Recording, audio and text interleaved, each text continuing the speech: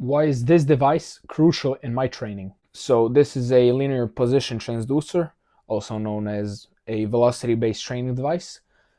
This model is OVR Velocity. I love it. I use it almost every day, every other day. The thing I use it most is for my power cleans and my squats.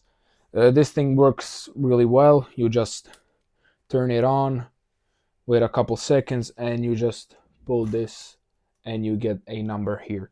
So you get, I set it up to show me average velocity, peak velocity, and average power. So the most important metrics for me on this device are time to peak velocity and peak velocity. Why is that so? That's the question I get asked the most.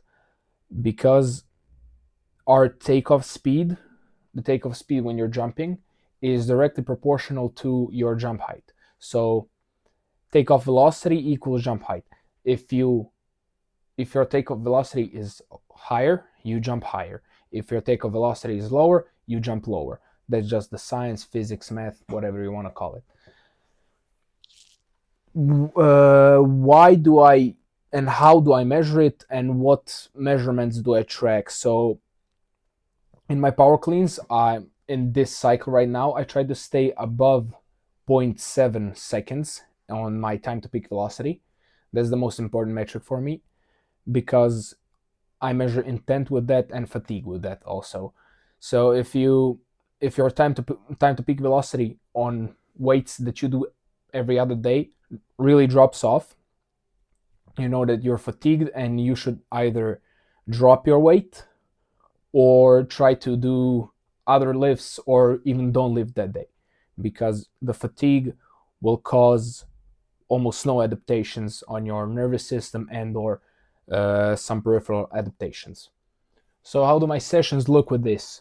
First I warm up, then first I do my general warm up to get my temperature of my body increased, and then I do my specific warm up. If I do cleans, I do a warm up with the barbell, some hinges, some squats, some power cleans, and the segments of the lift.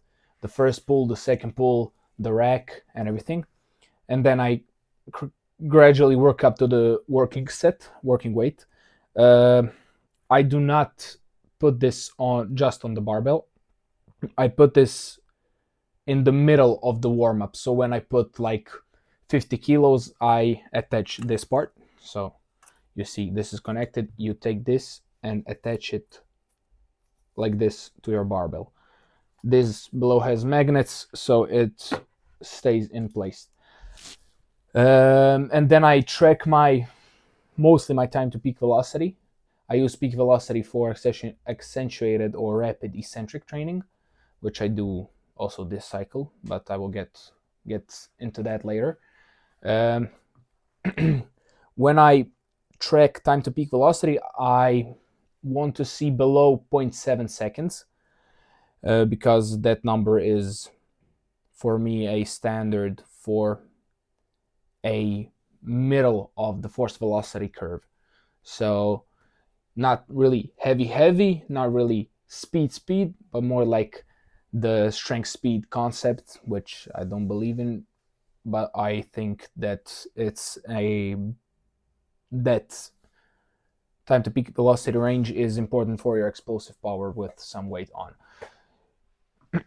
I really love power clean. You could also use this with the trap bar jump, but in my sets, I usually do sets of 2 or 3. I do like 4 sets of 2 or 5 sets of 2 or 4 sets of 3 for my power clean. when I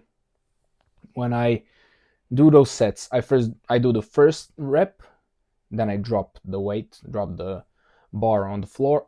I have my phone. It is connected to my phone. I see that it says 0.7 or 0.6 seconds. With time to peak velocity, it's best that it's a lower number, because you want to shorten the time to your peak velocity.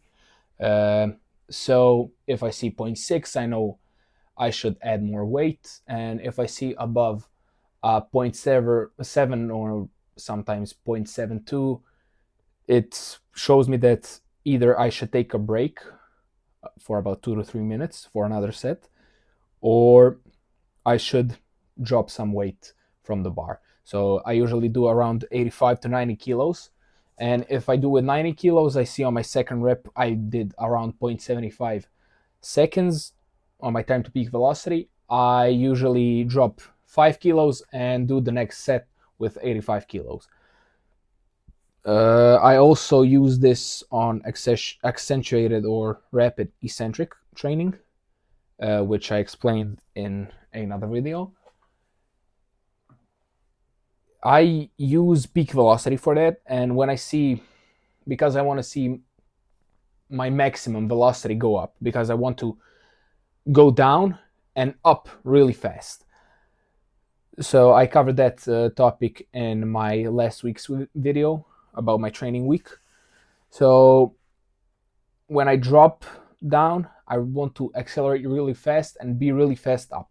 So it's around, my peak velocity is around 0.9 meters per second. So yeah, I try to keep it around that. And when I see a velocity drop of 5%, I usually stop the set there. So I don't have a rep range per se, but I know it's around 6 to 9 or 6 to 8 reps when I see the velocity drop off, and then I stop the set. OVR velocity also measures your power, average power, peak power, and range of motion, and your elastic index. I don't really track power, because if your velocity goes up, your power goes up. That's just physics, basic physics.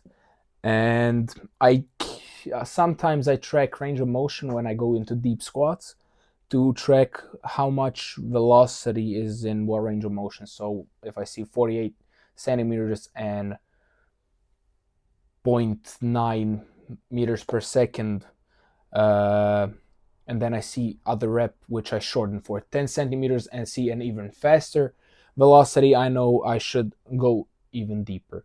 So that's kind of my thoughts on deep squatting with a velocity-based training device.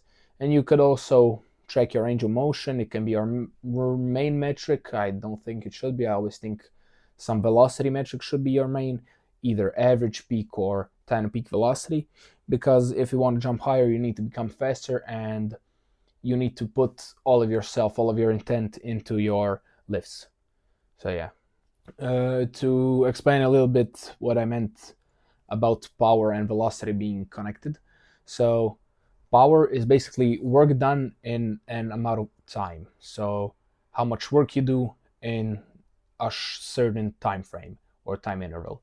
And velocity is your displacement through time. So how much you displace or change your position in time.